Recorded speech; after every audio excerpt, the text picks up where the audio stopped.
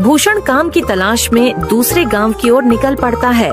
चलते चलते वह विजयपुर गांव में आ जाता है। वहां उसका रहने का कोई ठिकाना नहीं था और उसके पास कोई काम भी नहीं था। चलते चलते वह एक अमीर किसान जगत सेठ के पास आ पहुंचता है। सेठ जी, मैं भूषण दूसरे गांव से आया हूँ। हमारे गांव में अकाल की परिस्थिति हो गई है। लोगों के खेत सूखे पड़े हैं। गांव में बूंद बूंद पानी के लिए लोग तरस रहे हैं। अगर मुझे आपके पास कुछ काम मिल जाएगा तो बहुत कृपा होगी बड़े भाई। अरे रे, लगता है तुम्हारी हालत बहुत खस्ता हो गई है। ठीक है, वैसे मेरे पास एक काम तो है, पर लगता नहीं कि तुम वो कर पाओगे। सेठ जी, आप चिंता ना करें, मुझे आप कोई भी काम दे सकते हैं। मैं वो काम पूरी मेहनत और ईमानदारी से करूँगा। अच्छा ठीक है भूषण, तो कान खोल कर सुन लो। मेरे पास 50 गायें और 50 भैंसे हैं। तुम्हें हर रोज इन जानवरों का गोबर निकालना होगा और रोज सुबह शाम उन्हें चारा पानी देना होगा।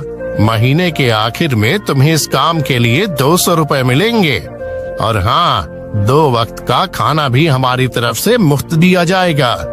बोलो, क्या तुम ये काम कर पाओगे?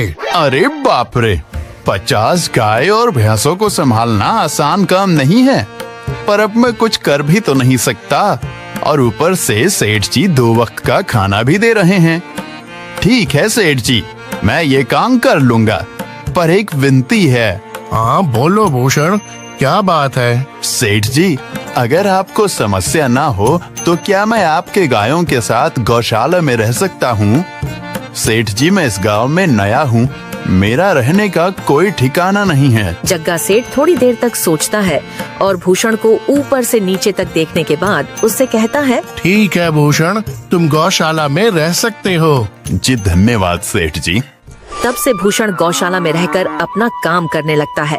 वह रोज जल्दी उठकर गाय और भैंसों का गोबर निकालता, उन्हें चारा डालता और समय पर पानी भी पिलाता था।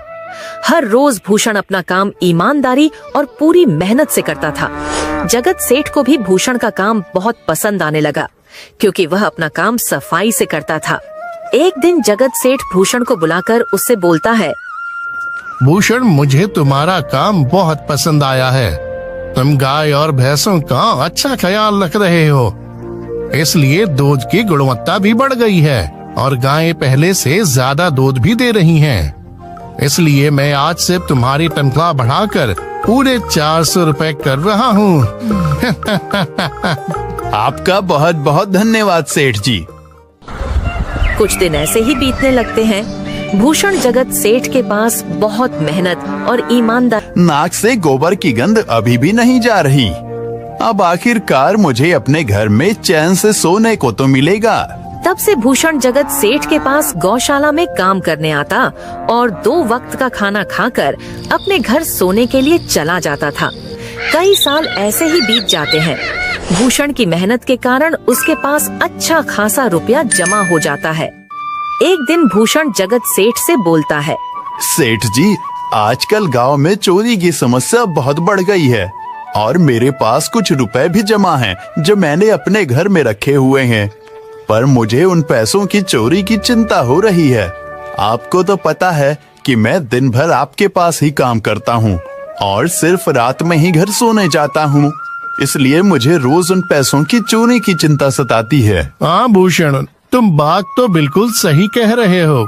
आए दिन गांव में नए नए चोरी के किस्से सामने आ रहे हैं और दिन भर तो तुम्हारा घर खाली ही रहता है, तो चोरी होने की संभावना से समय में तो गांव में एक ही जगह है जहां पर तुम्हारा धन सुरक्षित रह सकता है, और वो है जमींदार का घर। क्या जमींदार का घर? हाँ भूषण, इस गांव के जमींदार बहुत ईमानदार और दयालु हैं। ऐसा मैंने कुछ लोगों से सुना है और उनके घर पर बहुत सारे पहरेदार भी हैं, तो चोरी होने की संभावना बहुत कम है। तुम अपने पैसे उनके पास रख सकते हो। अच्छा, ऐसा है क्या सेठ जी? ठीक है, फिर आज ही मैं जमींदार जी से मिलकर बात करता हूँ और उन्हें अपनी समस्या बताता हूँ।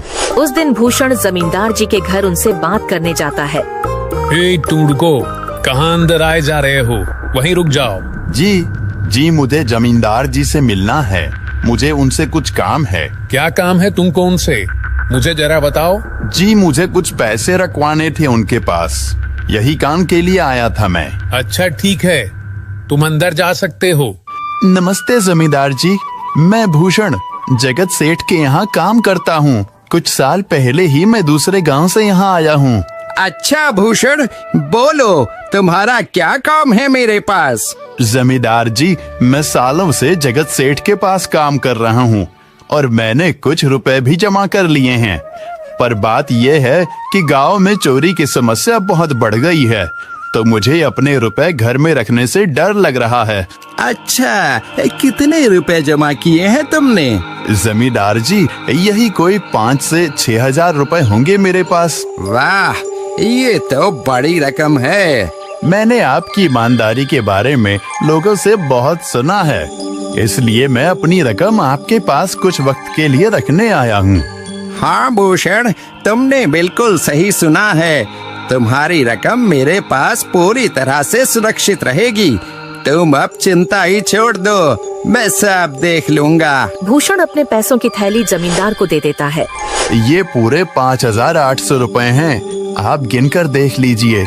गिनने की क्या जरूरत है? तुम तो जगत सेठ के आदमी हो, मुझे तुम पर पूरा विश्वास है। जमींदार जी, आपका बहुत बहुत धन्यवाद। अब मुझे चोरों का कोई डर नहीं है, क्योंकि मेरे पैसे सुरक्षित हाथों में हैं। अरे भूषण, कोई बात नहीं, धन्यवाद तो मुझे बोलना चाहिए, जो तुम मेरे पास आए अपने रुपए रखने के लिए। भूषण अपने पैसे जमींदार को देकर अपने घर चला जाता है। हाँ भूषण, तुम्हारे पैसे मेरे हाथों में ही अच्छे लगते हैं। ऐसे ही भूषण ईमानदारी और मेहनत से जगत सेठ के यहाँ काम कर रहा था। देखते ही देखते 2 साल ऐसे ही बीत जाते हैं। एक दिन भूषण सोचता है, अब बहुत साल हो गए जगत सेठ के यहाँ काम करते हुए। वैसे सेठ जी तो बहुत अच्छे इंसान हैं, पर सोच रहा हूँ कि खुद की जमीन लेकर उस पर मेहनत करूँ, तभी मैं बड़ा आदमी बन सकता हूँ। अब जो मेरे पास थोड़े कुछ पैसे हैं और जो जमींदार के पास कुछ पैसे संभालने के लिए दिए हैं, वो जमा करके थोड़ी जमीन खरीद लूंगा। आज ही जमींदार से मिलने जाता हूँ और अपने रुपए मांगता हूँ। ये सोचकर भूषण जमींदार जी के घर चला जाता है। जमींदार जी, मैं अपने रुपए वापस लेने आया हूँ। आपके पास मैंने 5,800 रुपए दिए थे संभालने के लिए।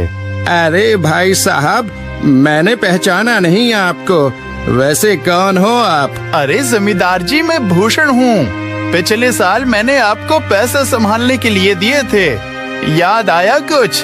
अरे भाई साहब, मेरे पास कितने सारे लोग आते जाते हैं पैसे रखने के लिए, और सभी के साथ मेरा अच्छा व्यवहार होता है। वैसे आपके पास कोई कागजात हैं क्या? क्योंकि मैं हर व्यक्ति से कागज पर ही व्यवहार करता हूँ। किसने कितने पैसे दिए, किसके कितने पैसे रखे हैं, सबका व्यवहार रहता है मेरे पास। जमींदार जी, ये आप क्या बात कर रहे हैं? आपकी ईमानदारी देखकर ही मैंने आपको पैसे दिए थे संभालने के लिए, और आप अब ऐसी बातें कर रहे हैं। कृपया करके मेरे पैसे मुझे वापस कीजिए। हाँ भूषण, मैं ईमानदारी से ही काम करता हूँ, इसलिए तो तुमसे मैं डॉक्यूमेंट्स मांग रहा हूँ। क्या तुम्हें पता नहीं, जब तुम किसी से पैसों का व्यवहार करते हो तो तुम्हें स्टाम्प पेपर पर लिख कर देना पड़ता है। तुम किसी से भी पूछ सकते हो। नहीं जमींदार जी, मैं आपके पैर पड़ता हूँ, कृपया करके मेरे रुपए मुझे दे दीजिए। बड़ी मेहनत से मैंने वो पैसे जमा किए थे, मुझ पर ऐसा अन्याय ना करें। अरे क्या ये झूठ मूठ का रोना धोना लगाया है? लगता है तुम ढोंगी हो और मेरी ईमानदारी और भोलेपन का फायदा उठाकर मुझसे ये रुपए लेने आए हो। रुक, तुझे अभी सबक सिखाता हूँ। जमींदार अपने आदमियों को बुलाकर भूषण की पिटाई करने को कहता है। इसे तब तक मारो जब तक ये बेहोश ना हो जाए। इस 2 कौड़ी के आदमी ने मेरी ईमानदारी पर सवाल उठाया है, इसे छोड़ना मत। जमींदार के आदमी भूषण को डंडे से खूब मारते हैं। फिर भूषण दुखी होकर अपने घर चला जाता है। भूषण के शरीर पर घाव के निशान स्पष्ट दिखाई दे रहे थे। 2 दिन से भूषण घाव के दर्द के कारण जगत सेठ के घर काम के लिए नहीं जा पाता है। इसलिए अगले दिन जगत सेठ भूषण के पास आ जाते हैं। वह देखते हैं कि भूषण खाट पर सो रहा है और वह बड़ा ही चिंता में नजर आ रहा है। भूषण भाई, तुम 2 दिन काम पर नहीं आए, क्या हुआ भाई? तबीयत ठीक है ना तुम्हारी? कुछ समस्या है क्या? अरे सेठ जी, आप खुद यहाँ आए हो। आप खबर भिजवाते तो मैं खुद चला आता। अरे भूषण, कोई बात नहीं, तुम्हें देखकर लगता है तुम बीमार हो। क्या हुआ है तुम्हें? जगत सेठ, क्या बताऊं, जिस जमींदार के पास पिछले साल मैंने अपने पैसे संभालने को दिए थे, वो आज मुझे पैसे वापस नहीं करना चाहता। वो बहुत लालची इंसान है, वो लोगों को ठग रहा है। और जब मैंने बाद में गिड़गिड़ाना शुरू किया तो उसने डंडे से मार मार कर मेरी पिटाई करवा दी और मुझे वहाँ से धक्के मार कर निकाल दिया। अरे बाप रे, ये तो बड़ा ही गंभीर विषय है। मैंने तो जमींदार के बारे में अच्छा ही सुना था, पर मुझे भी नहीं पता था कि वो इंसान इतना गिरा हुआ है। तभी मैं सोचूं, हर साल उसकी संपत्ति इतनी ज्यादा कैसे बढ़ रही है। मुझे माफ कर दो भूषण, मैंने ही तुम्हें जमींदार के पास जाने को बोला था। गलती तो मेरी भी है। नहीं जगत सेठ, आप तो मेरा अच्छा ही सोच रहे थे। ये तो उस जमींदार का लालच है। अब लगता नहीं मेरे पैसे उस जमींदार से वापस मिलेंगे भी। भूषण, मेरे पास एक तरकीब है जिससे मैं तुम्हारे पैसे तुम्हें वापस दिला सकता हूँ। जगत सेठ भूषण के कान में सारी तरकीब बताता है। ठीक है सेठ जी, हे ऊपर वाले, ये तरकीब कामयाब होने दीजिए। अगले दिन जगत सेठ बहुत सारे पैसों को एक सूटकेस में भरकर खुद जमींदार के घर जाता है। अरे जगत सेठ, आज आप खुद यहाँ? बोलो भाई, इस गरीब के घर कैसे आना हुआ? हमारा तो ये सौभाग्य है कि आप जैसे धनी आदमी के चरण हमारे घर में लगे हैं। नमस्ते जमींदार जी। अरे जमींदार जी, आप तो मुझे अब लज्जित कर रहे हैं। वैसे मैं कुछ महीनों के लिए दूसरे राज्य में व्यापार करने जा रहा हूँ। मैं ये लगभग 50,000 रुपए लाया हूँ। मुझे डर है कि कहीं ये चोरी ना हो जाए। क्या आप मेरे सारे पैसे अपने पास संभाल कर रख सकते हैं? आपके सिवाय इस गांव में और किसी पर भरोसा नहीं कर सकता। अरे जगत सेठ, ये भी कोई पूछने की बात है? मेरे पास आपके पैसे बिल्कुल सुरक्षित रहेंगे। आप निश्चित होकर व्यापार करने जा सकते हैं। इस बार तो बड़ी मछली हाथ लगी है। बार बार ऐसा मौका नहीं मिलता। भारी माल हाथ में लगने वाला है। तभी वहाँ पर भूषण आ जाता है। अरे भूषण, तुम? अच्छा हुआ तुम आ गए। मैं तुम्हारे पास ही आने वाला था। मुझे माफ करना, उस दिन तुम्हें पहचान नहीं पाया। इतने सारे लोग मेरे पास आते हैं तो जरा परेशानी होती है, पर मैं अपनी बातों का बड़ा पक्का हूँ। हाँ रुको, मैं तुम्हारे सारे पैसे अभी देता हूँ। जमींदार भूषण के सारे पैसे उसे लौटा देता है। माफ करना भूषण, मेरे आदमियों ने तुम्हारे साथ उस दिन बदतमीजी की। मैं आज ही उनको काम से निकालता हूँ। भूषण बिना कुछ बोले वहाँ से चला जाता है। अरे क्या बात है जमींदार जी, आप तो अपने बातों के बहुत पक्के हैं। तो ठीक है, मैं अपने सारे पैसे आपके पास रख सकता हूँ। जगत सेठ इतना बोल ही रहा था कि तभी वहाँ जगत सेठ का नौकर आ जाता है। मालिक, अब आपको बाहर के राज्य में जाने की कोई जरूरत नहीं है। अभी अभी व्यापारियों का संदेश आया है और उसने कहा कि वो खुद हमारे गांव आ रहे हैं। अरे ये तो बहुत बढ़िया बात हुई। अब मुझे इतनी दूर नहीं जाना पड़ेगा। सुन रहे हो जमींदार जी, व्यापारी यहाँ आ रहे हैं। अब मुझे नहीं लगता कि ये पैसे आपके पास रखने का कोई मतलब होगा। चलो, आपका बहुत बहुत धन्यवाद। आपने इतनी ईमानदारी दिखाई मुझे। हाँ, पर अगली बार जरूर आपके पास ही आऊंगा। ऐसा बोलकर जगत सेठ और उसका नौकर वहाँ से अपने पैसे लेकर चले जाते हैं। धत तेरी की, ये क्या हो गया? ये 50,000 तो चले गए। और जो भूषण के 5,800 रुपए हड़प लिए थे वो भी चले गए। आपका बहुत बहुत धन्यवाद सेठ जी। अगर आज आप ना होते तो मेरी सारी जमा पूंजी वो जमींदार हड़प लेता। भूषण, कोई बात नहीं। जो व्यक्ति मेहनत और ईमानदारी से कमाता है, ऊपर वाले उसका कभी बुरा नहीं होने देते, और जो हराम की कमाई का खाता है उसका कभी अच्छा नहीं होने देते।